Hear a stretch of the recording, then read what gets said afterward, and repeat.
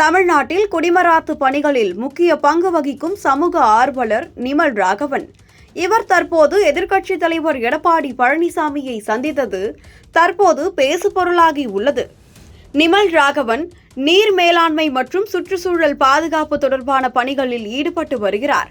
குடிமராத்து திட்டத்தின் மூலம் தமிழ்நாட்டின் கிராமப்புறங்களில் உள்ள ஏரிகள், குளங்கள் மற்றும் நீர்நிலைகளை புனரமைப்பதற்கு மக்களை ஒருங்கிணைத்து அரசு மற்றும் தன்னார்வல அமைப்புகளுடன் இணைந்து பணியாற்றி வருகிறார்.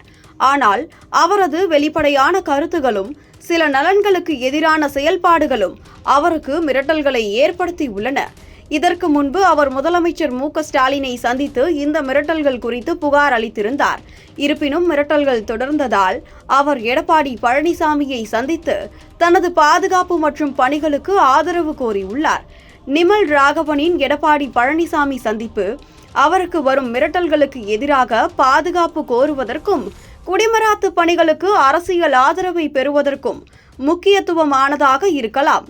மிரட்டல்கள் தொடர்ந்து வருவதாக கூறப்படும் நிலையில் எடப்பாடி பழனிசாமியின் செல்வாக்கு மற்றும் அவரது கட்சியின் ஆதரவு நிமல் ராகவனின் பணிகளை தொடர உதவலாம். மேலும் எடப்பாடியின் விவசாய பின்னணி மற்றும் குடிமராத்து திட்டத்தின் மீதான அவரது முன்னாள் ஆட்சியின் முக்கியத்துவம் இந்த சந்திப்பை மேலும் பொருத்தமானதாக்குகிறது.